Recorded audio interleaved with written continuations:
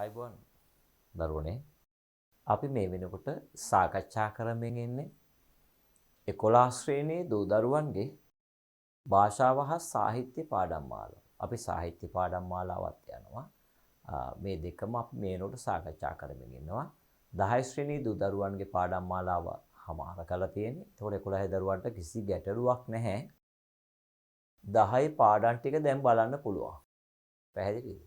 10 භාෂා පොතේ තියෙන පාඩම් ටික සාහිත්‍ය පොතේ තියෙන පාඩම් ටික. ඒතර මේ හැම පාඩමක්ම ඔබට ගැළපෙන විදියට ඕන දරුවෙකුට ඉගෙන ගන්න පුළුවන් විදියට බලලා අහලා තේරුම් ගන්න පුළුවන් විදියට සුපැහැදිලි කිරීම කරලා තියෙනවා. සාහිත්‍ය ගත්තොත් එimhe සාහිත්‍ය සම්පූර්ණයෙන්ම සාහිත්‍ය පාඩම. සාහිත්‍ය ඉතිහාසය, සාහිත්‍ය විචාර, ලිහිල් බසින් අවස්ථා සම්බන්ධ ඔය කියන සියලු කරුණු කාරණා විස්තර කරලා තියෙන ඔබට. විචාරයක් ලියන විදිය කියලා දීලා තියෙනවා. පැහැදිලි. එතකොට 10 ශ්‍රේණියේ අපි ගත්තොත් අක්ෂර වින්‍යාසය, අක්ෂර මේව ඔක්කොම පිළිවෙලට පැහැදිලි කිරීම කරලා තියෙන ඔබට බලන්න පුළුවන්. සිංහල හෝඩිය කියන්නේ මොකද්ද? හෝඩිය අක්ෂර හැදිච්ච හැටි, අක්ෂර වින්‍යාසය, ඊළඟ උක්තය සහ ආඛ්‍යාතය කියන්නේ මොකක්ද කියන ඊට පස්සේ ප්‍රකෘති කියන්නේ මොනවද? ප්‍රකෘති බෙදෙන විදිය, තත්සම තද්භව නිෂ්පන්න, ඊළඟට ඔබට තියෙන ක්‍රියාපද වර්ග, එතනින් ගියාම සංදි පාඩම, නේ?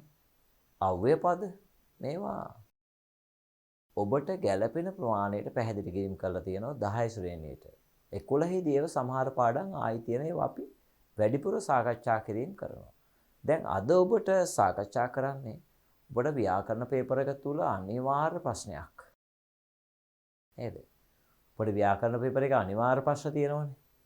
ඒ අනිවාර්ය ප්‍රශ්න තියෙන ඒවයින් ප්‍රධානම එකක් තමයි මේ වාක්‍ය රචනය. මොකද පුතේ? වාක්‍ය රචනය. ඒ කියන්නේ යම්කිසි මාතෘකාවක් ඔබට හදන්න වෙනවා. ඡේදයක් දෙනවා.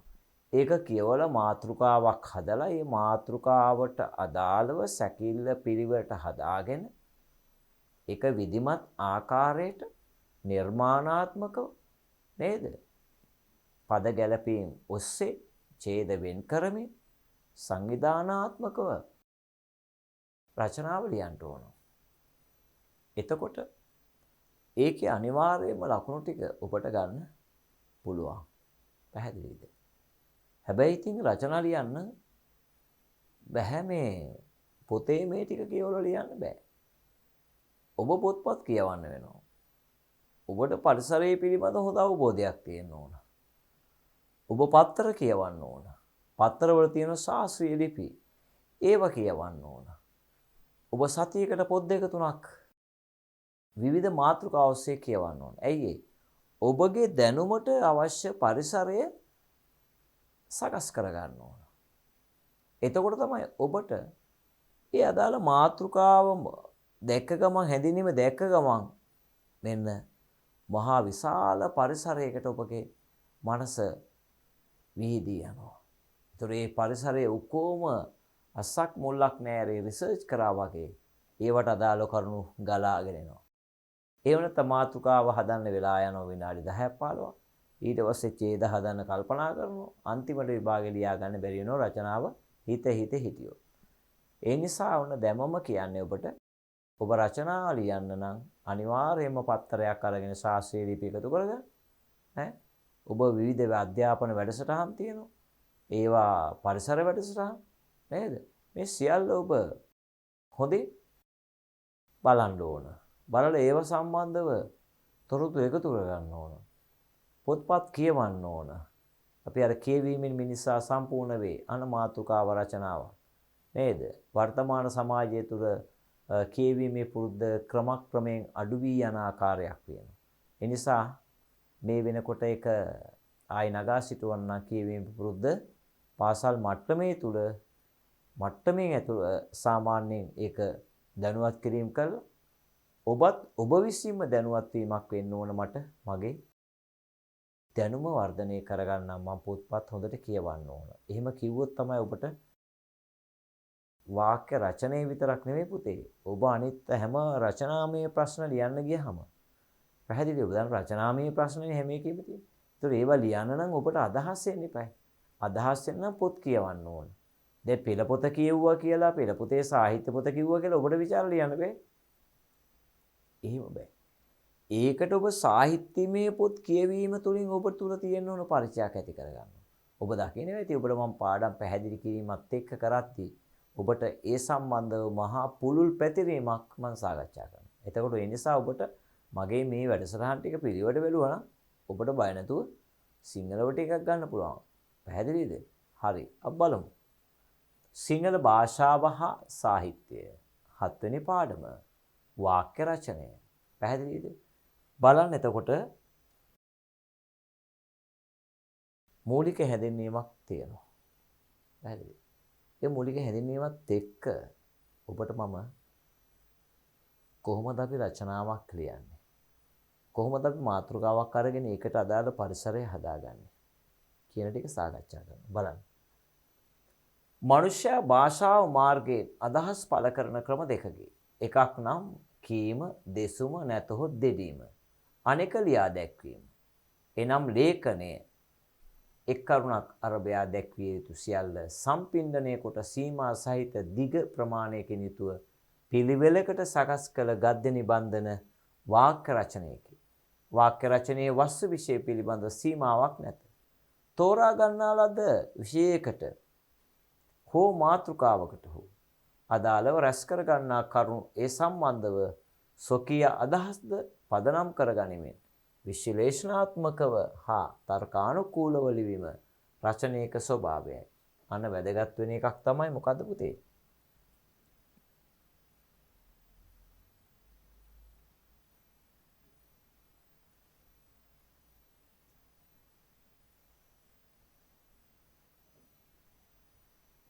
මේ බලන්න.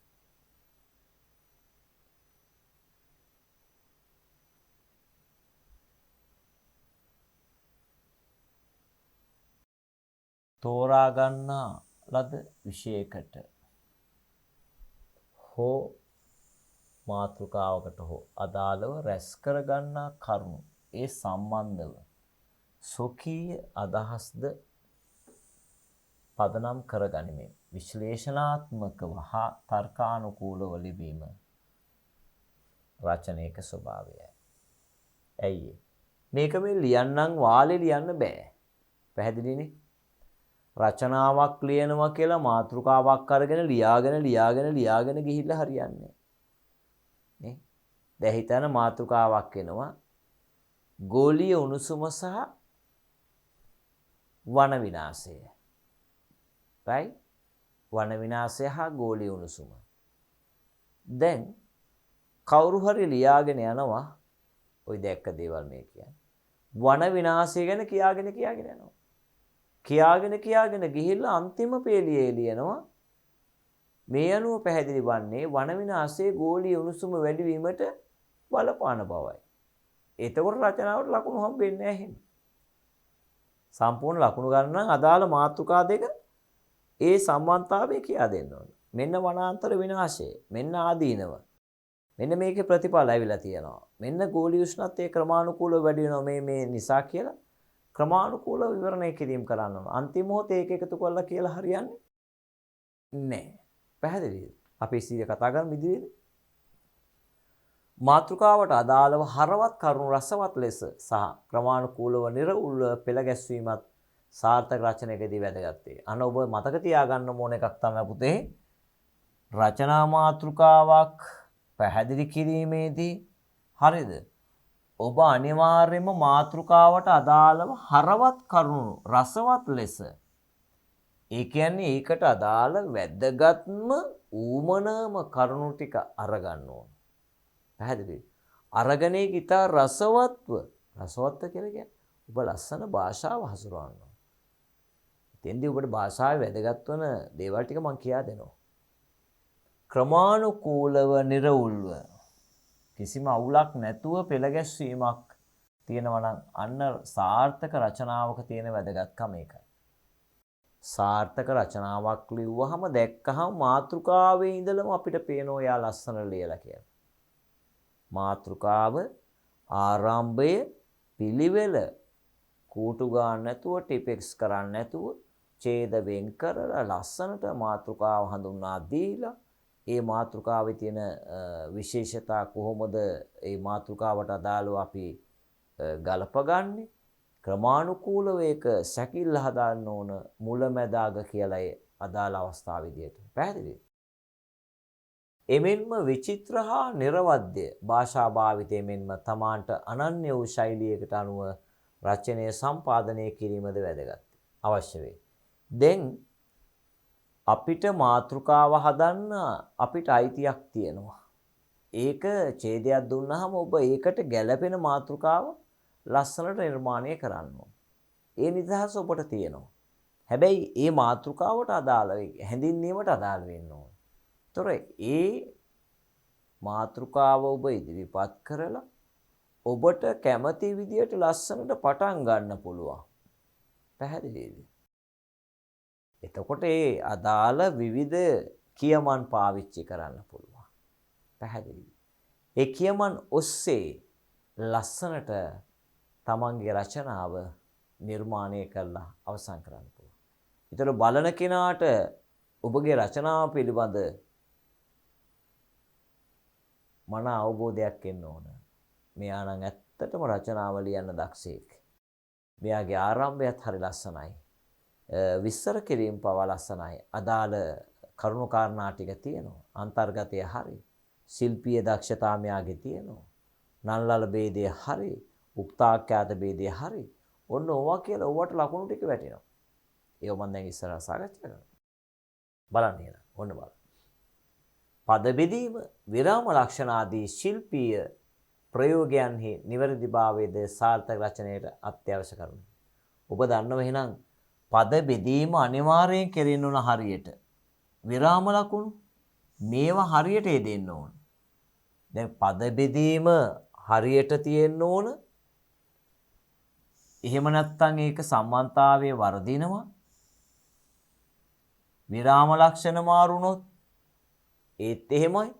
විරාම ලක්ෂණ අනිවාර්යයෙන් මේ අදාළ තැනදී නැවතීමට අදාළ ඒ ලක්ෂණ ටික විරාම ලකුණු ටික ඔබ හරියට ඒ අදාළ ස්ථානයට ස්ථානගත කරන්න ඕන විරාම ලකුණු. එහෙම නැති වුණොත් ඒවටත් ඔබට ලකුණු අඩු වෙන ශිල්පීය දක්ෂතාව ඔබේ ඔක්කොම අඩු වෙන පටන් ගන්නවා. විවිධ විෂයන්ට අදාළ පොත්පත් ගුවන්විදුලිය රූපවාහිනිය හා අන්තර්ජාලය ආදී මුද්‍රිත හා විද්‍යුත් මාධ්‍ය පරිශීලනයෙන් ලබන අවබෝධය ආයාසීකින් තොරව රචනා සම්පාදනයට ඉඩ සලසයි. අන්න ඔබට මොකක්ද කිව්වේ දැන්? ඔබට දැන් තියෙනවා අන්තර්ජාලයනේ විකිපීඩියා. අන්තර්ජාලය ඔස්සේ ඕනතරම් කරුණු තියෙනවා. කියව ගන්න. ඔබ අන්තර්ජාලය යූස් කරන්න පාවිච්චි කරන්න ඕන. ඔබ අනිවාර්යයෙන්ම වැදගත් විදියට. මොකද අන්තර්ජාලයට ගියහම ඔබට පේනවා උන් කරගමන් විවිධ නොගැලපෙන ඒවා එන්න පුළුවන්. ඒ නිසා ඔබ ඔබගේ ජීවිතය ලස්සන කරගන්න නම් ඔබට අදාළ දේවල් ඔස්සේ ඔබ ජීවිතේ හැඩගස්ස ගන්න ඕන. අපි හැම විටම මයි දරුවනේ හොඳ දේවල් විතරක් එක්තු ගන්න. නරක දේ අයින් කරන්න. නරක දේ නරකයි කියලා අයින් කරන්න. හොඳ දේ විතරක් මයි පුතාලා එකතු කරයි. මයි පුතාලාට තියෙන වගකීමක් ඉගෙන ගන්න එක. ඒතර ඔබ ඉගෙන ගන්න කාලේ ඉගෙනගත යුතුමයි. නේද? ආයි පස්සේ කරන්න බෑ ඒවා. නේ? යමක් කළ යුතු වෙලාවේ තමයි කරන්න ඕන. යුද ඇතිදා නැති කග කොස් කොටන්නද? නේ? ඇස නැතිදා පොත ගත්තේ කියන්නද? දත නැතිදා උක් දඬුගෙන තපින්නද? වෙර නැතිදා ගහ ගත්තේ දිනන්නද? පැහැදිලිද? ඇස නැතිදා පොත ගත්තේ කියන්නද? පැහැදිලිද? ඇහැ පේන්නේ නැත්නම් පොත් අරන් කියවල වැඩක් නැහැ. නේ? ඔබට වේට් එක තියෙන වෙලාවේ තමයි ගහ ගන්න ඕන. අතපය වාරු නැති වෙලාවේ ගහ ගන්න ගිය කුටි කාලා නැරෙනවා. දත් තියෙන කාලේ තමයි උක් දඬු හපලා හොඳට කන්න පුළුවන් යන්නේ. යුද්ධේ තියෙන වෙලාවේ කඩුව අවශ්‍යයි. පස්සේ කඩුව තියලා නැහැ. ඒ නිසා බුදුහාමුදුරුවෝ ඔකට පැහැදිලි කිරීම කරා මොකද්ද? අජ්ජේව කිච්ඡං ආතප්පං. අදට નિયમિત දේ අද කරන්න ඕන. හෙට කල් දාන්න බෑ. හෙට කල් දැම්මොත් ඔබ ප්‍රමාදයි. ඒ නිසා ඔබ අදම මේවා ප්‍රැක්ටිස් කරන්න ඕන. පිළිවෙල හදා ගන්න ඕන. ක්වොලිටියක් තියාගන්න. එතකොට ඔබට පුළුවන් මේ හැම පාඩමක්ම සාර්ථකව නිම කරන්න. රචනාවක් නම් අතිශය ඔබගේ පිළිවෙල බලා ගන්න පුළුවන් හොඳම තැන තමයි. කූටු ගාලා ටිපෙස් කරලා තියෙනවා ඔබගේ ගෙදර පරිසරයේ ඉඳලා මැවිලා පේනවා. රචනාව තැන් තැන් වල චරා පාට. ඇයි දෙතුන් පාර කූටු ගාලා මකලා කරලා තිබුණොත් ඔබට රචනාවේ ශිල්පීය දක්ෂතාවයටදී ඒ මුකුත් ලකුණු කිසිවක් හම්බ වෙන්නේ නැහැ සහ අනිත් එක රචනාවට දෙන්න හිතෙන ලකුණු ටිකක් දෙන්න හිතෙන්නේ නැති වෙනවා ඔබගේ අපිරිසුදුකම නිසා. ඒ නිසා හොඳට මතක තියාගන්න රචනා ලිවීමේදී කූටු නොගා ඇහැත්තරන් try කරන්න ඕන. නිදහසේ මේක අදහස් ටික ගලාගෙන යන්න.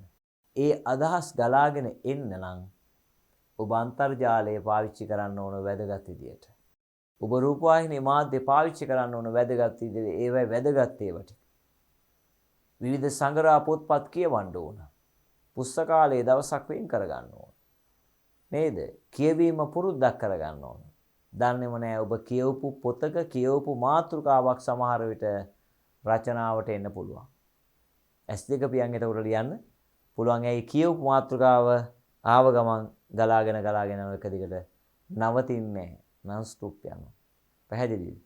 ඒක තමයි විශේෂත්වයේ ඒක අකණ්ඩව ගලාගෙන එන්නේ පොත්පත් කියවන අයට විතරයි. පැහැදිලිද?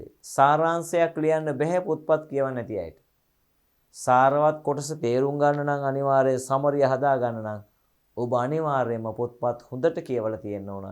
ඡේදය දැක්ක ගමන් සමරිය එනවා. මහා විස්තරයක් කරන එකට තනි පද පාවිච්චි කරනවා. නේද? ශ්‍රී ලංකාවේ ආර්ථික හා සමාජීය සංස්කෘතික යන සියලු අංශයන්ගේ දියුණුව කියලා විස්තර කරද්දී ඔබ එක වචනයක් දෙනවා සංවර්ධනය. පැහැදිලි.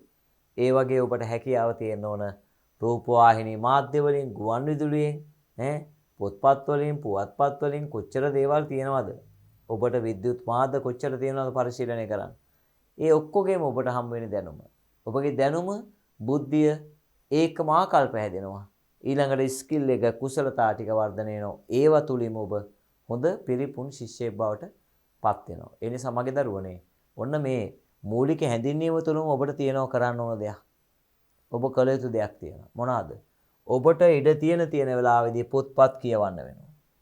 ගුවන් විදුලි අහන්න වෙනවා. රූපවාහිනිය බලන්න වෙනවා. අන්තර්ජාලය පාවිච්චි කරන්න වෙනවා. විද්‍යුත් මාධ්‍ය පරිශීලනයෙන් තමන්ගේ අවබෝධ, ඒ කියන්නේ තමන්ට යමක් කියවලා තේරුම් ගැනීමේ ශක්තියතාවය ඇති කර ගන්නවා. එතකොට ලිවීමට බලන්න ඒක ඔබ පරිශීලනය කිරීම තුළ අවසානයේ ආයාසයකින් තොරව, ඒ කියන්නේ උත්සාහයකින් තොරව ඔබට පුළුවන් වෙන රචනා සම්පාදනයට ඉඩ සලසන. රචනාව නිර්මාණය කරගන්න කිසිම ගැටලුවක් නැහැ. පටන් ගන්නවා ලස්සනට එක දිගට ගලාගෙන යනවා. ඒක තමයි හැකියාව. පොත්පත් කියවන දරුවට රචනාවක් ලියන එක, ලියුමක් ලියන එක, සාරාංශයක් ලියන එක මහ දෙයක් නෙවෙයි පුතේ. පොත්පත් කියවන්නේ නැති කවුරු හරි දරුවෙක් ඉන්නවා නම් ඒ දරුවටමයි පුතේ අනිවාර්යයෙන්ම සාරාංශයක් ලියා ගන්න බෑ. රයිට්? විචාරයක් ලියා ගන්න බෑ. ඔබට සියලු රචනාමය ප්‍රශ්න ලියා ගන්න බැරි වෙනවා. ඒක මහා අපරාධයක්. ඒ හින්දා DP Education අධ්‍යාපන නාලිකාව ඔබට තිලන කරලා තියෙන මේ මහාර්ග වටිනා දැනුම් ස්කන්ධය නේද? මේ දැනුම් සාගරය හරියට පාවිච්චි කරොත් ඒ දැනුම් සාගරය ඔබට කිමිදි නේද? බොහොම අපූර්වට නේද? දියබුම් ගහන්න පුළුවන්. පැහැදිලිද? ඔබ බය නැතුව ඔබට පුළුවන් ඊට පස්සේ ඔබගේ විභාග වලට මුහුණ දෙන්න. ඇයි? ඔබ දන්නවා සියලු විෂයන් අපි මේ වෙනකොට ඔබට YouTube එකට දාලා තියෙනවා. ඔබට පුළුවන් බලන්න. හැම විෂයකම පාඩම් ලස්සන පැහැදිලි කරලා දෙනවා. නේද? ඉතින් ඒ නිසා මම හිතනවා ඔබට මේක මහා අත්වැලක් වෙයි කියලා. බලන්න එතකොට. කියවීම රචනා ලිවීමට හොඳ පූර්වාදර්ශයකි. අන්න මං කිව්වේ කියවීම මිනිසා සම්පූර්ණ කරයි. කියවීම පිරිපුන් ශිෂ්‍යයෙකු බිහි කරයි. නේද? ඒ කියවීම නිසා තමයි කෙනෙක් සමහරලාට මොනවා වෙන්නද? මේ ජාත්‍යන්තර ලෝක ප්‍රකට වෙන්න හේතුව තමයි මේ කියවීම.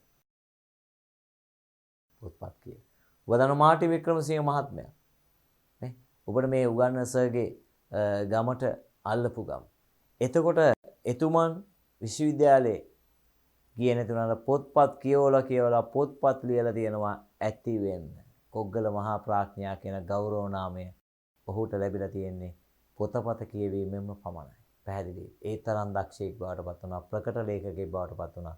එහෙමයි පුතේ ඔබට ඇයි බැරි?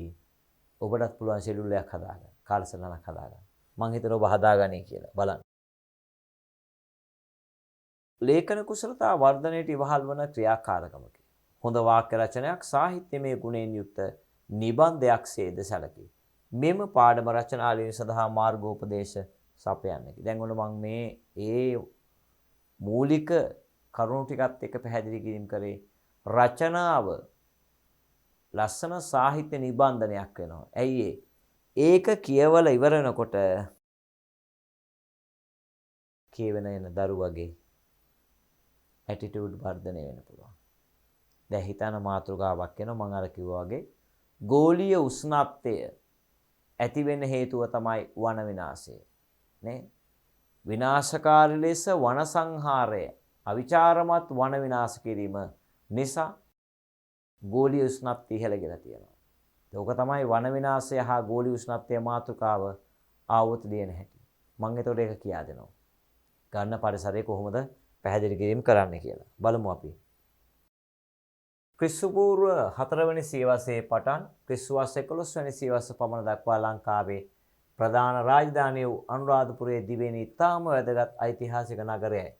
පළමු වන වරට ලංකාවේ බුදු සස්න පිහිටුම ලද්දේ අනුරාධපුරයේ බැවින් එය දිවෙනේ ප්‍රධාන පූජනීය නගරය.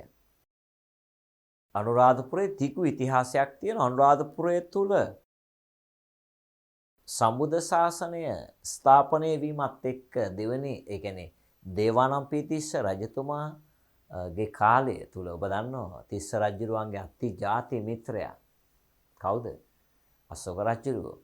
අශෝක රජුරුව අතිශය දාමරික චරිතයක් නේ. එතුමන් අවසානයේ නිග්‍රෝධ සාමණේරවරයාගෙන් බණ අහලා නේද? එයා අවසානයේ තෙරුවන් සරණ යනවා.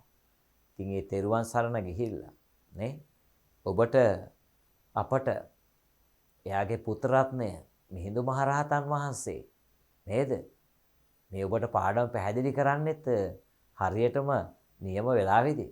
ඇයි ඒ? පොසොම් පොහොය නේද? ඉතින් පොසොම් පොහොය කියන දවස අපිට සිංහල බෞද්ධයාට විතරක් නෙවෙයි සියලුම ආගමික සහජීවනයට හරි වටිනවා. මොකද මේ අපේ ජාතික උත්සව ඔබ දන්නවා හැම ආගමික උත්සවයක්ම මේ ශ්‍රී ලාංකීය එක ජාතියක් කරවීමේ උත්සව නේ. අපි ගත්තොත් දීපවාලි උත්සවය, පාස්කු උත්සවය කියන්නකො, නත්තල් උත්සවය නේද? රාමසාන උත්සවය. බලන්න රාමසාන උත්සවයේ දවසේදී ඒගොල්ලෝ අවුරුදු සමරලා අසල්වාසී සියලු දෙනාත් එක්ක බෙදා හදා ගන්නවා. ඒ වගේ තමයි වෙසක් පෝය පොසොන් පෝය කියන්නේ ශ්‍රී ලාංකීය ජාතිය එක ජාතියක් බවට කරවීමේ මංගල්‍ය. එතකොට අන්න ලංකාවට බුදුදහම ඒමත් එක්ක මිහිඳු මහ රහතන් වහන්සේ ලංකාව තුල ගෘහ නිර්මාණ ශිල්පය නේද? මහා විහාර සංකීර්ණය ඉදි කළා. මහා විශ්වවිද්‍යාලයක් බවට පත් කළා. ශ්‍රී ලංකාව පුරා මෙන්ම විදේශීය රටවල ශිෂ්‍යයෝ පවා ලංකාවේ ඉගෙන ගන්නවා කියලා මහා වංශයේ සඳහන් වෙනවා. එහෙනම් මහා වංශයට අනුව දිගු ඉතිහාසයක් ඇති මේ ඓතිහාසික පූජනීය නගරය අනුරාධපුරේ ලංකාවේ පළවෙනි රාජධානිය. ඉතින් මෙන්න මේවා පුතේ පොත්පත් කියවුවහම තමයි මෙහෙම අදහස් එක දිගට ඔබට එන්න ඕන. මාතෘකාවක් ගත්තාම එක දිගට එන්න ඕන. දැන් අපි මුකුත් බලන්නේ මේක පටන් ගත්තාම පුතේ පැය ගාණක් කතා කරන්න පුළුවන්. ඇයි? ඒ තරම් අදහස් මේවට එනවා.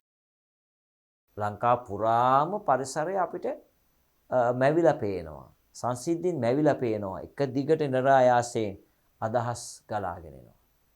එතකොට සර්වොත් ඔය පොත්පත් කියවලා තමයි ආවේ. එහෙනම් පුතාලා හොඳට පොත්පත් කියවන්න ඕන. කියවුවට පස්සේ තමයි ඔබට මාතෘකාවක් දුන්නාම එක දිගට කියාගෙන යන්න පුළුවන්. ආයේ මාතෘකාව තියා බලාගෙන තරු ලකුණු දාගෙන ඒ මාතෘකාව පැහැදිලි කරන්න දෙයක් නැහැ. මාතෘකාව ගත්තා එක දිගට වක්කොඩක් හැදුවා වගේ ගලාගෙන යන්න සලසන්න පුළුවන්. එතකොට ඒක හේතුඵල සම්බන්ධතාවය මත සියල්ල ලස්සනට ගලාගෙන යන සැලසුවදී විශ්වාස කරන්න පුළුවන් විදිහට අන්න ඔබගේ දේශනේ හරි රසවත් වෙන්න පුළුවන්. පැහැදිලිද? ඔබගේ රචනාව අතිශය රසවත් වෙන්න පුළුවන්. අපි බලමු.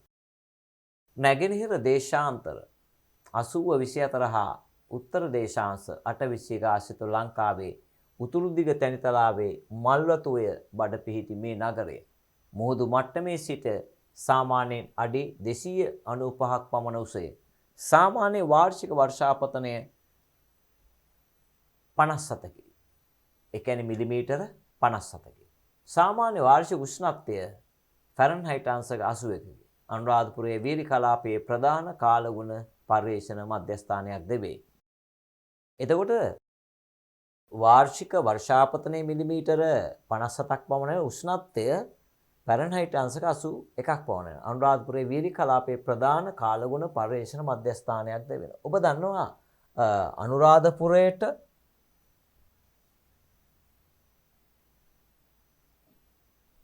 අපි මෙහෙම ගත්තොත් එහෙම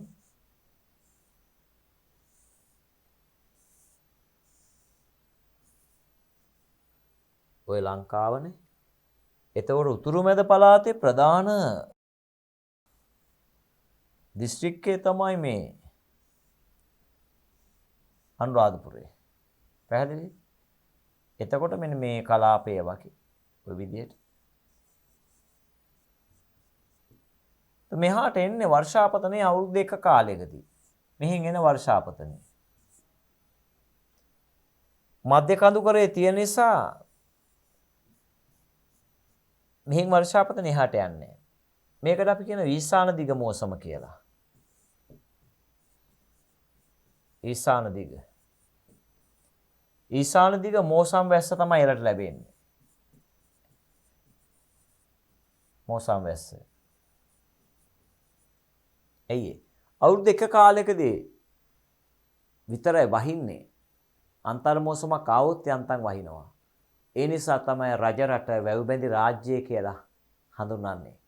එදා ඉතිහාසයේ රජවරු දන්නවා කාලෙකදී වහිනවා නම් අපිට වැව් අවශ්‍යයි. ඒ නිසා මේ තනිතලා බිම් වල පුතේ පුංචි කඳු ගැට තියෙනවා මෙන්න මෙහෙම. ওই වගේ කඳු ගැටක් දීලා ආයෙ ඈතට ගිහිල්ලා තව ශේෂ කන්දක් ඉතුරු වෙනවා. පේනවද? තනිතලා බිම්නේ. අන්න රජවරු මෙතන ඉඳලා මොකද කරේ? මෙතෙන්ට වේලක් බැන්දා. මේ යායම වැහෙනවා. අන්න ඒක පුතේ මහා වැවක් බවට පත් කරා. එතකොට අනුරාධපුරයේ ලස්සන පරිසරයක් කාස්ටික දේශගුණයක් තියෙනවා. හැබැයි කුෂිකර්මාන්තයක තෝතැන්න එතන. කුෂිකර්මාන්තයේ තෝතැන්න. අපිට සියලු ආහාර පාන නිෂ්පාදනාගාරයක් විදිහට තමයි අනුරාධපුරය ඇතුළු පොළොන්නරුව නේද? ඒ වාරි මාර්ග පද්ධති රසක් තියෙන ජලාශිත ශිෂ්ටාචාරයක් ගොඩනැගෙන්නේ අන්න මේ කලාපය තුල. එතකොට මෙන්න මේ ශ්‍රී ලංකාවේ මේ මල්වතුය ඔන්නෝම වැටෙනවා.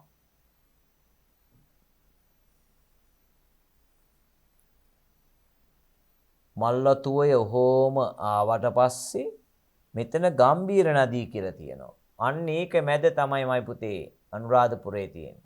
මෙතන අනුරාධපුර රාජධානිය. පැහැදිලිද? ඔබ දන්න ලංකාව ගංගා පද්ධතියකට උරුමකම් කියනවා නේද? මේ මල්වතුය ගම්බීර නදී මෙතනින් කලාඔය බහිනෝ විදියට. දැදුරු ඔය නේද? කැලණි ගඟ ඔයි හරියෙන්. මෙහෙන් කළු ගඟ, වලවේ ගඟ නේද?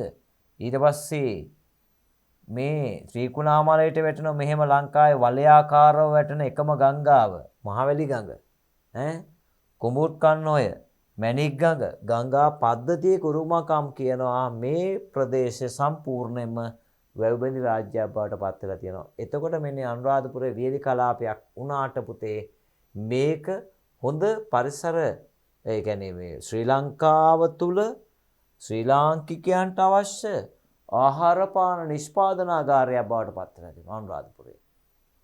මහා විශාල වාරි තාක්ෂණයක් තියෙන්නේ කුෂිකර්මාන්තයේ යටතේ හේන් ගොවිතැන සහ වී ගොවිතැන තමයි ශාස්ත්‍රිකව කරගෙන යන්නේ. ඉතින් අපි මෙහි අපි ඔබ ආහාරයට ගන්න සියලු ආහාර පාන නිෂ්පාදනාගාර විදියට එක පැත්තකින් වෙලි කලාපය අනෙක් පැත්තේ මධ්‍ය කඳුකරය නුවරඑළි පැත්ත එළවලු වර්ග අර පැත්තේ ධාන්‍ය වර්ග සියල්ල නිෂ්පාදනය වෙනවා මේ පැත්තෙන්. ඊට පස්සේ අම්පාර ඌව පැත්ත නේද? ඔය ඔක්කොම තුල මේ ලංකාව පුරාවට පුතේ වැවෙනවා. සාමාන්‍යයෙන් ගහක දණ්ඩක් පොළවේ ගැහුවත් හැදෙන රට ඍතු භේදයක් නැති සුවිශේෂී රටක අපි ජීවත් වෙලා තියෙනවා. ඒ නිසා අපි හරි වාසනාවන්තයි. ඔබ හොඳට මතක තියාගන්න. ලංකාවට සියලු දේශගුණයන් තියෙනවා. මේ වේලි කලාපයේ තුනෝ නේද? මේ හම්බන්තොට කාස්ටික දේශගුණයක් තියෙනවා. ශීත කලාපයක් තියෙනවා නුවරඑළි පැත්ත. සාමාන්‍ය මධ්‍ය සීතලක් තියෙනවා. සෞම්‍ය කලාපීය දේශගුණේ තියෙනවා. අධික සීත දේශගුණේ හෝටන් ප්ලේස් වගේ පරිසර.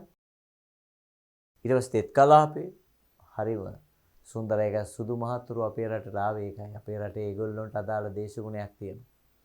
අපේ රට සුරක්ෂිත කර ගැනීම අපි කාගේත් වගකීමක්. ඒ නිසා ඔබ මේ මාතෘ භූමියට ආදරය කරන්න ඕන. ඒතකොට බලන්න මේ අපේ රට පිහිටලා තියෙන්නේ සමකයට උතුරෙන් නේද? සමකයට උතුරෙන් පිහිටලා තියෙන්නේ. දැන් අපි ගත්තොත් එහෙම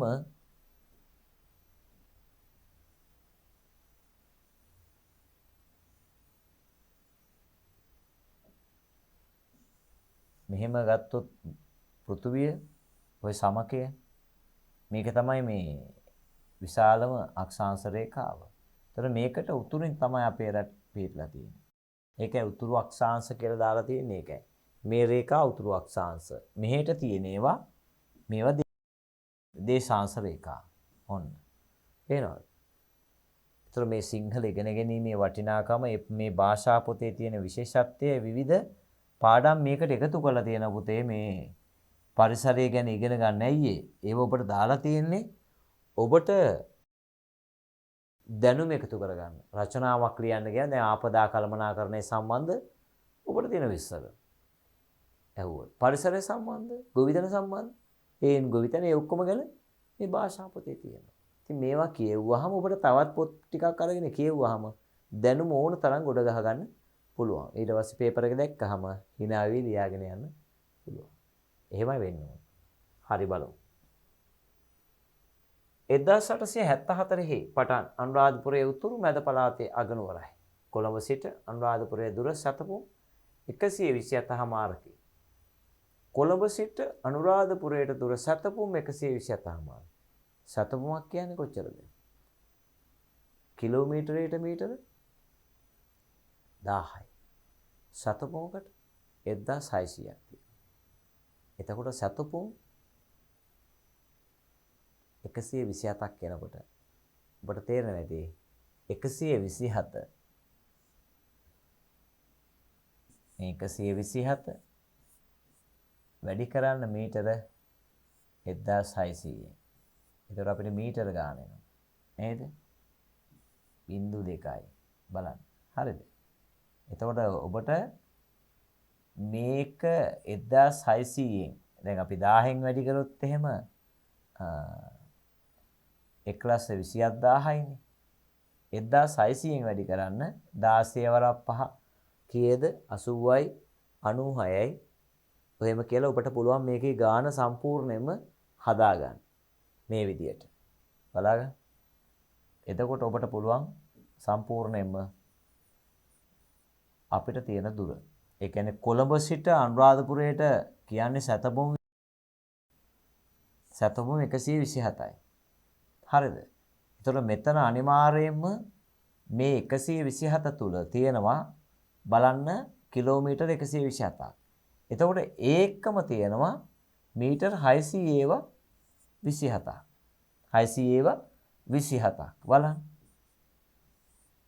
0.2යි 6 වරක් 7 42න් 2 6 වරක් 2 12යි 4යි 16යි. බලන්න එතකොට තියෙනවා එතන කිලෝමීටර 16ක්. මෙතන 120 එන 150කට ආසන්න ප්‍රමාණයක් තියෙනවා. නේද? 150කට වැඩි කිලෝමීටර් ගත්තොත් එහෙම නේද? අනුරාධපුරයට. මහනුවර සිට දඹුල්ල හරහා සැතවුම් 85 මාර්ගයේ 19 වෙනි ශතවර්ෂයේ අග හරියේදී පුරාවස්තු පරීක්ෂණ සහ වැව් අමුල් ප්‍රසංස්කරණ ආරම්භයෙන් පසු අනුරාධපුරයේ නව මුහුණුවරකින් දියුණු වන්නට විය. ඒ කාලයේදී අනුරාධපුරයේ දුම්රිය නැවතුම් පළක්ද ඉදි කරන ලදී.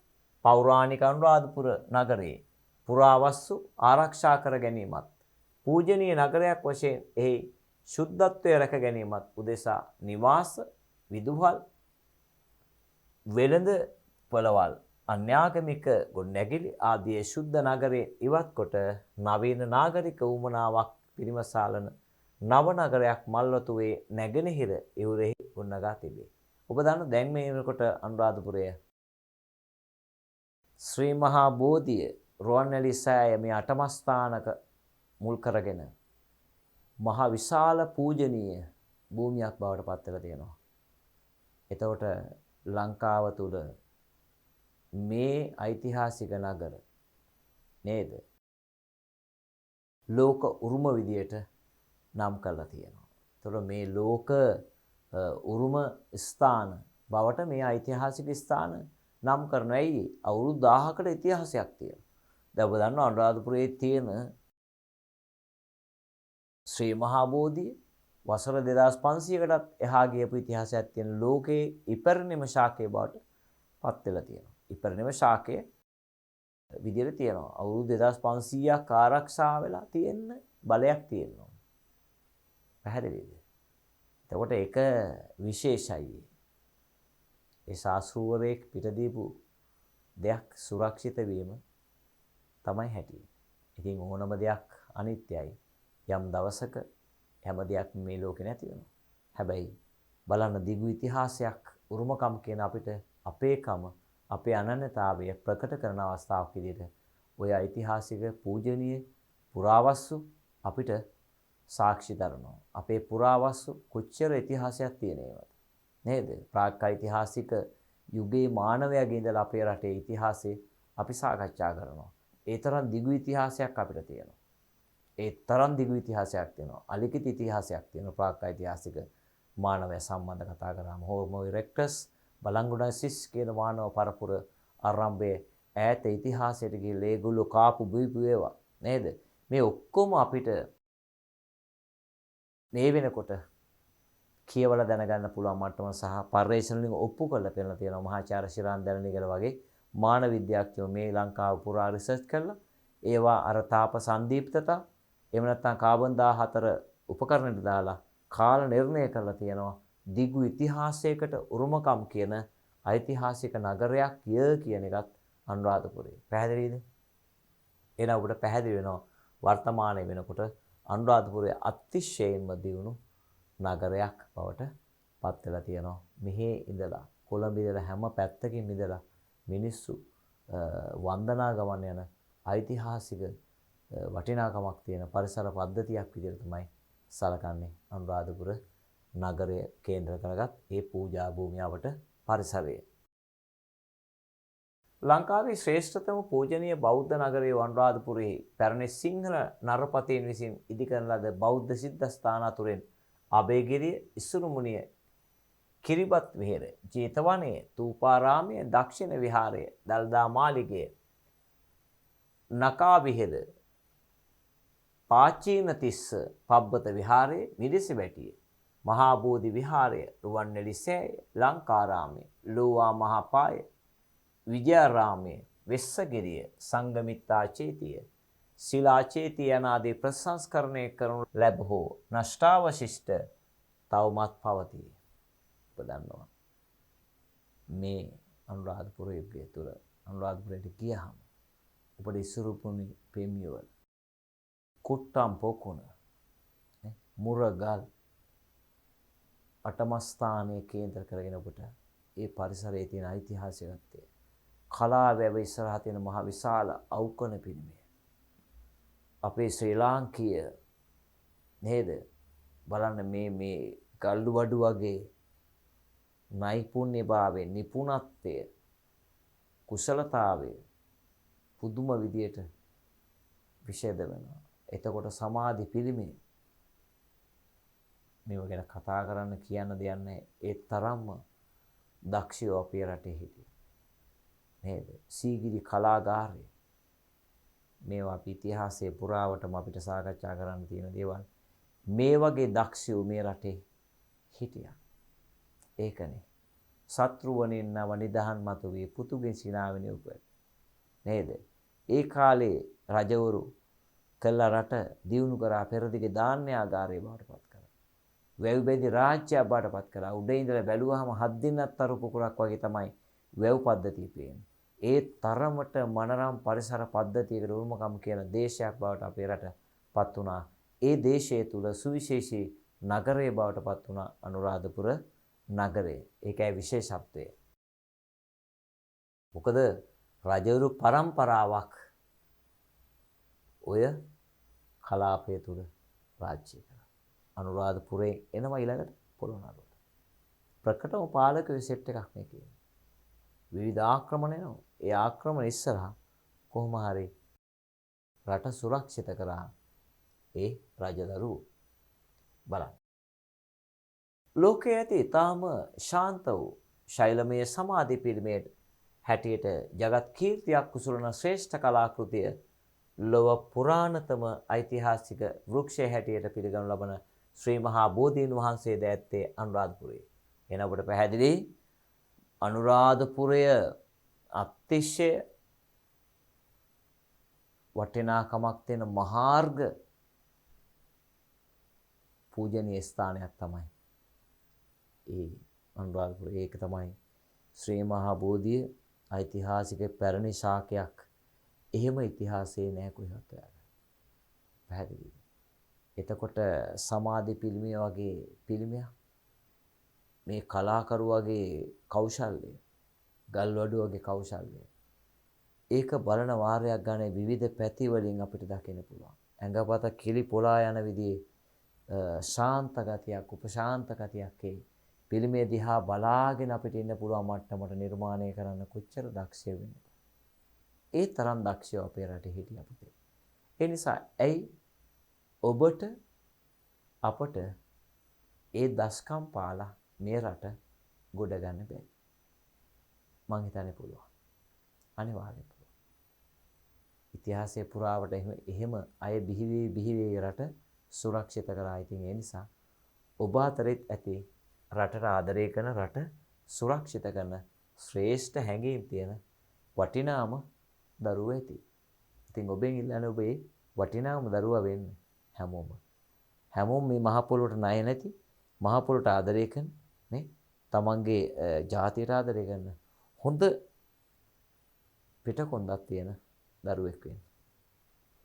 ඒත් සඳහන් පූජනීය ස්ථාන දැක වැඳ පුදා ගැනීම පිණිස පොසොන් සමයේදී අනුරාධපුරයේ දිවෙනි සෑම පළාත් වලින්ම ඇදී එන ලක්ෂ සංඛ්‍යාත වන්දනාකරුවන් නිසා අවුරුදු පතා එම කාලයේදී අනුරාධපුර ශුද්ධ නගරයේ උත්සව ශ්‍රීයක් උසුලයි. ඔබට පේනවා පිච්චමල් පූජාව කියලා මහ විශාල පූජාවක් තියෙනවා. පිච්චමල් 10 ගාණක් ශ්‍රී මහා බෝධියට රුවන්වැලි සෑ රජුරු නේද නහවනවා පිච්චමල් වලින්. දෙතර ඒ නිසා මෙතන මහා විශාල බලයක් තියෙනවා. එතෙන්ට ගිහිලා අපිට වාඩි වෙලා හිටියොත් එහෙම ඕන තරම් වෙලා ඉන්න පුළුවන්. ඒ තරම් ඇඟට, ගතට, සිතට දැනෙන නිවිච්ච ගතිය කොහෙවත් නැහැ. අපි එකයි යන්නේ. අපි ගිහලා දවසක් දෙකක් හිටියාම අපිට පුදුම සහනයක් මේ ශරීරයට දැනෙන්නේ. ඇඟපතට දැනෙන්නේ හරි සහනයක්. ඒක හරි වටිනවා. අපිට අපේ ජීවිතේ එක වෙලාවකදී ඒ නිවිච්ච ගතිය අවශ්‍යයි. දුවල මහන්සි වෙලා ඉන්න වෙලාවේ නිවෙන්න හොඳ තැන් තියෙන ගොඩක්. හැම ආගමිකයේ දරුවන්ටම තියෙනවා නිවෙන තැන් ටිකක් ඒ අයට. ඒවයි තමයි අපේ මනස සුවපත් කරගන්න. මනස සුවපත් කරගන්න නම් අපි අනිවාර්යයෙන්ම එවැනි ඓතිහාසික වටිනාකම් තියෙන ස්ථාන නරඹන්න ඕන. එහෙම නැතුව මිල මුදල් කෝටි ගණන් හෙව්වා. පැහැදිලිද? අපි ওই කිසිවක් අරන් යන්නේ නැහැ. අරන් යන්නේ අපි සියලු දේ කරපු දේවල් විතරයි. ඒ නිසා පැරණි රජදරුවන් කරපු ඇගීම අපේ යුතුයකමක්. කළගුණ සැලකීම යුතුයකමක්. කෙලෙහි ගුණ නැත්තම් නේ පුතේ මං හිතන්නේ අපේ ජීවිතේ ගොඩක් කල් ගෙනියන්න පුළුවන් කියලා. ඒ හින්දා ඔබ කෘතවේදී වෙන්න ඕන. සම විටම ඔබ එතෙන් වෙන්න ඕන. ඒක තමයි අපේ ජීවිතේ මූලික අංගයක් කරගන්න. පැහැදිලිද? හරි. ඒ නිසා ඔන්න මේ පාඩම ඒ කොටස පැහැදිලි කිරීම කරා මං හිතන්නේ ඔබට ශ්‍රී ලංකාවේ ඓතිහාසික නගර වල වැදගත්කම කියන මාතෘකාව ලස්සන රචනයක්. ශ්‍රී ලංකාවේ ඓතිහාසික නගරවල වැදගත්කම, ඓතිහාසික ස්ථානවල වැදගත්කම මේවා අහන්න පුළුවන්. එතකොට අපිට පුළුවන් ඔය කියන විවරණයන් හොඳට අහලා තව ඕන තරම් තියෙනවා විස්තර කියවන්න. S2 පියාගෙන ඉන්න පුළුවන්. ඒ විස්තර ඒ තරම් මගේ අපිට ගතට සිතට සහනයක් දෙන්න පුතේ. මම දන්නේ මට නම් එහෙමයි. ඒ වහන වාරයක් ගානේ මට හරි සතුටුයි මගේ ඇඟේ ලේ හරි පිරිසුදු වෙනවා සතුටු වෙනවා. ඔබත් එහෙම වෙන්න. හරි. යමක් රටාවකට ලියා ඉදිරිපත් කිරීම රචනය නම් වේ. යමක් රටාවකට ලියා ඉදිරිපත් කිරීම රචනයක් නම් වේ. ඒක සරල නිර්වචනයක්. ඒනු රචනය යනු රටාවකට සැකසීම යන අර්ථයයි. රටාවකට සැකසීමයි. හැබැයි ඉතින් රටාවකට සැකසෙන නම් අනිවාර්යයෙන්ම නිශ්චිත මාතෘකාවක් තියෙනවා. බලමු. ඒ වඩාත් පැහැදිලිව ප්‍රකාශ කළ යුත්තේ නිශ්චිත මාතෘකාවක් යටතේ ඊට අදාළ කරුණු හා හැඟීම් ක්‍රමවත්ව සංවිධානාත්මකව හා නිර්මාණාත්මකව ලේඛන මාධ්‍යයෙන් ඉදිරිපත් කිරීම වාක්‍ය රචනය වේ.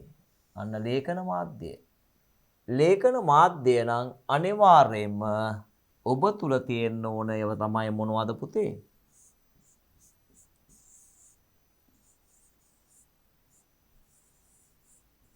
නන ලල ભેදය ඔබ දැනගන්න ඕන. ඊළඟට ඔබට පුළුවන් වෙන්න ඕන රසවත් තනිපද පාවිච්චි කරන්න.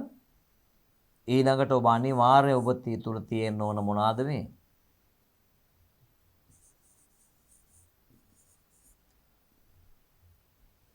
උක්ත ආඛ්‍යාත. මොන මං කැලේ දෙක වෙන උක්තාඛ්‍යාත කියලා එක වචනයක් විදිහට තියෙන එක මම ඔබට මේ පෙන්වන්නේ උක්ත ආඛ්‍යාත පද දෙකේ.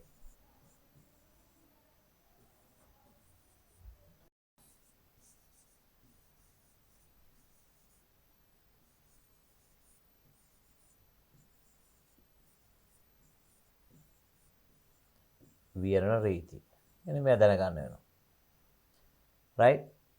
උක්ත ආඛ්‍යාත පද සම්බන්ධ. මේ දෙක එකට අපි කියන්නේ උක්ත ආඛ්‍යාත කියලා. මම ඔබට පැහැදිලි වෙන්න පෙන්නන්නේ මේ උක්තය සහ ආඛ්‍යාතය. වාක්‍යයක තියෙන විදි සම්බන්ධ විවරණ රීති. මේක දැනගන්න ඕන. නල්ලල ભેදේ දැනගන්න. ඒතර මේවා අතිශයින්ම වැදගත්. විරාම ලකුණු භාවිතය. ඒවා පිළිවෙලට දැනගත්තොත් නේ පුරුෂ ටික හඳුනා ගන්න ඕන. උත්තම පුරුෂ මධ්‍යම ප්‍රථම කියලා හඳුනා ගන්නවා. උත්තම පුරුෂේ කතෘ දෙකයි මම සහ අපි. මධ්‍යම තෝ තොපි නුඹ නුඹලා ඔබ යුෂ්මතා යුෂ්මත්තුති. එහෙනම් ඉතින් ඒවා ප්‍රථම පුරුෂ. පැහැදිලි. ඒතර අන්න ඒවා ඒ සියල්ල ඔබ හරියට දැනගත්තොත් ඔබට පුතේ පුළුවන් කිසි ගැටලුවක් නැතුව ලස්සන හරවත් රචනයක් නිර්මාණය කරගන්න. එහෙනම් අන්න මේ කියන්නේ ඒකයි. බලන්න ලේඛන මාධ්‍යයෙන් ඉදිරිපත් කරන්න නම් උක්තාඛ්‍යාතයේ පද ගැලපීම් තියෙන්න ඕන. නල්ලල ભેදේ තියෙන අක්ෂර වින්‍යාසයේ තියෙන්න ඕන. අක්ෂර වින්‍යාසයේ තියෙන්න ඕන. නැත්තම් ඇයි? නැත්තම් තේරුම් වෙනස් වෙනවා. මේ බලන්න.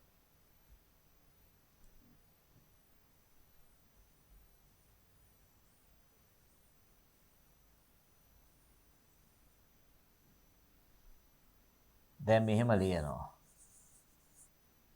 මහදන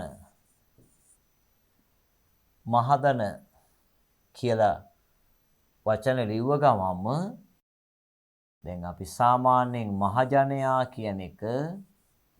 මහජනයා කියන එක අපි ලියන්නේ මහදන කියලානේ. එතකොට මේ පදේ අදහස මේ නයන්න එන්න ඕන. මේ නයන්න ආව ගණන් වෙන්නේ මොකද්ද මේ? ධන හිස. රයිට්? මහ ධන කියනකොට මහ ධන හිස. එතකොට අන්න තේරෙනව පේනවද? නනලල ભેදය අතිශයින්ම වැදගත් වෙනවා මේකෙදී. රයිට්? ඒක නැති වුණොත් ඉතින් ඔබට ලියා ගන්න බැරි වෙනවා. දැන් හිතන්නකො.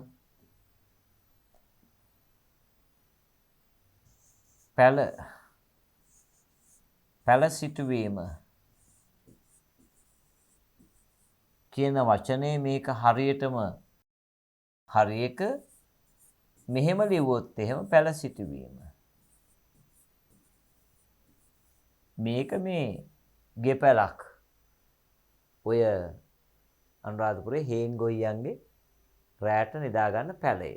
පුංචිට හදා ගන්න පුංචි ගයක්.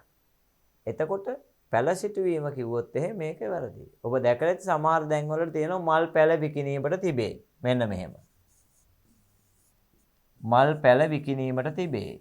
ඉතින් මේ වැරදීනේ. මල් පැල කිව්වහම එතකොට මේ පැල జాතියක් නෙවෙයි මේක. පැහැදිලිද?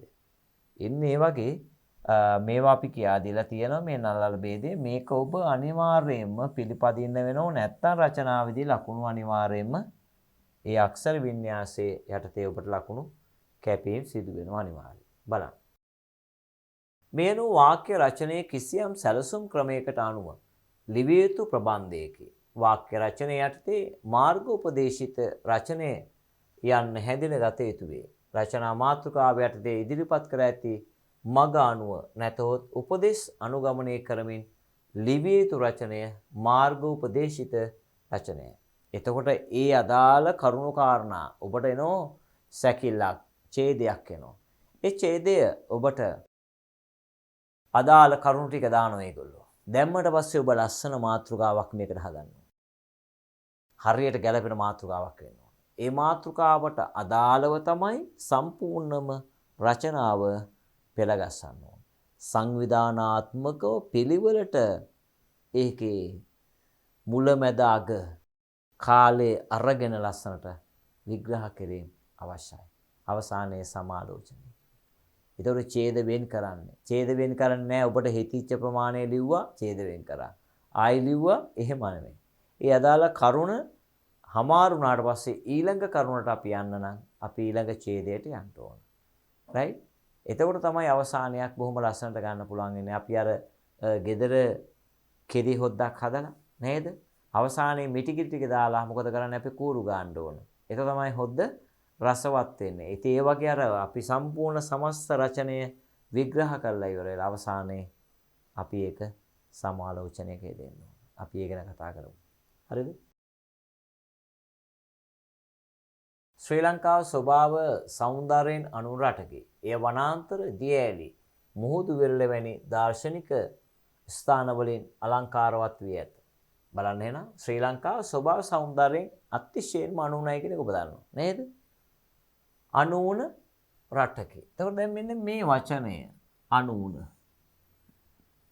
අනුන රටකේ කිව්වහම ඔබට අන්න එවැනි වචනවල තේරුම් දැනගන්න ඕන. නදන ඌන. නදන ඌන කියන පද දෙක එකතු තමයි අනුන කියලා හැදෙන්නේ. හරිද? මොකද්ද මේක? අඩුවක් නෑ කියන එක. නදන උපන්. නූපන්. right? මේ න ආදී යව්‍ය සමාස පදයකින් තමයි මේක නිර්මාණය වෙන්නේ. නදන කුසල් අකුසල්. පැහැදිලිද? අන්න එහෙනම් මෙවැනි වචන ඔබ දැනගෙන ඉන්න ඕන. තේරුම් හොඳට දැනෙන්න ඕන. එතකොට තමයි මේක රසවත් වෙන්නේ පුතේ. පැහැදිලිද? එහෙනම් නදන ඌන අනූන නදන උපන් නූපන්. අන්න ඒ වගේ. එතකොට මේ කියන විස්තරය තුළ ඔබට ඒවයි පදවල තේරුම් එක්ක දැනගත්තොත් තමයි මේක විග්‍රහ කිරීමට හැකියාව තියෙන බලන්න. එය වනාන්තර, දියඇලි, මුහුදු විරල වැනි දර්ශනීය ස්ථානවලින් අලංකාරවත් වී ඇත. ඒත් මේවා නැරඹීමට පැමිණ ජනයා විසින් ඒ ස්ථානවලට බැහැර කරන පොලිතින් හා ප්ලාස්ටික් වැනි අපද්‍රව්‍ය හේතුවෙන් ඒ තැන්වල සුන්දරත්වය වෙනසෙමින් පවතී. මේ තත්ත්වය වළක්වා ගැනීම කෙරෙහි කාගේත් අවධානය යොමු විය යුතුය. දැන් ඔහොම විස්තර ටිකක් දුන්නාම කොච්චරනම් අපිට මේ පරිසර පද්ධතිය ගැන කතා කරන්න පුළුවන්ද නේද? අනිවාර්යයෙන්. ඒතර මේ සම්බන්ධව ඔබට මම කියන්නේ හැම විටම ඔබ අනිවාර්යයෙන්ම පරිසරය සම්බන්ධ පොත්පත් කියවන්න ඕන. වනාන්තර පිළිබඳ අවබෝධයක්, දියඇලි පිළිබඳ අවබෝධයක්, කඳු පිළිබඳ අවබෝධයක්, සෝබා දහම සම්බන්ධ වෙච්ච පොත්පත් කියවන්න. මොහොත සාගරේ මේවා ගැන. ඒවා කියවුවහම මේක නිකම්ම નિરાයාසයෙන්ම මේකට දාලා කරුණු කාරණා ටික ගොඩනගා ගන්න එක පහසුයි. පරිසරය ආරක්ෂා කර ගැනීම යන මාතෘකාවට අනුකූලව ඉහත රචනා ප්‍රශ්නය ඉදිරිපත් කර ඇත්තේ මාර්ගෝපදේශිත ක්‍රමයට. මේ යටතේ කරුණු ඉදිරිපත් කළ යුතු පිළිවෙල රචනා ප්‍රශ්නයේම ඉදිරිපත් කර තිබේ. ඒ මෙසේ ඔන්න දැන් ඒගොල්ලෝ විස්තර ටික දානවා. මාතෘකාවක් අපි ගත්තා මොකද? පරිසරය ආරක්ෂා කරගන්න. ශ්‍රී ලංකාව ස්වභාව සෞන්දර්යයෙන් අනුවන බව. ශ්‍රී ලංකාව දර්ශනීය ස්ථානවලින් අලංකාරවත්. නරඹන්නන් බැහැර කරන අපද්‍රව්‍ය. right? ස්ථානවල සුන්දරත්වයේ වෙනසීම. මේ පරිසර විනාශය වළක්වා ගත යුතු බව. සමාලෝචනය. පේනවද පිළිවෙල? පේනවද? ඔබට බලන්න මේ පළවෙනි මාතෘකාව අරගත්තා, දෙවෙනි එක අරගත්තා, තුන්වෙනි කොහොම එකින් එක අපි කතා කරන්න ඕන. එකින් එක අපි කතා කරන්න ඕන. ඒ කතා කරලා ඉවරලා තමයි රචනාව සම්පූර්ණ වෙන්නේ එකින් ගත්තොත්. පැහැදිලිද? එතකොට මෙන්න මේ සම්පූර්ණ රචනාව ලියන විදිය. දැන් මේ කරුණු කාරණා පදනම් කරගෙන මේ කොටස මම ඔබට ඊළඟ කොටසෙන් සාකච්ඡා කරනවා. රචනා මාතෘකාව කොහොමද පෙළ ගහලා මේ අදාළ කරුණු කොහොමද පැහැදිලි කරන්නේ? මම එකින් එක පැහැදිලි කරනවා ඔබට. ඔබට පුළුවන් එතකොට මේ කියන මාතෘකාවට රචනාව ලියන්න. පරිසරය ආරක්ෂා කර ගැනීම. අප කාගේත් යුතුකමයි. පරිසරය ආරක්ෂා කරන නේද? මතු පරම්පරාවට පරිසරය අවශ්‍යයි. පැහැදිලි. හරි. එහෙනම් දරුවනේ මම මේ කොටස මෙතනින් හමාර කරනවා. ඊළඟ කොටසෙන් එනම් ඔන්න ඔය කියන රචනාව නිර්මාණය කරගන්න හැටි හොඳටම පැහැදිලි කිරීම කරලා දෙනවා. ඔබට පුළුවන් ඒතර තනියම මේ රචනාව ලියා ගන්න. මම එකක් ඔය විදිහට පැහැදිලි කරලා දෙනවා. පැහැදිලිද? හරි. එහෙනම් මෙතනින් අපි නවත්තමු.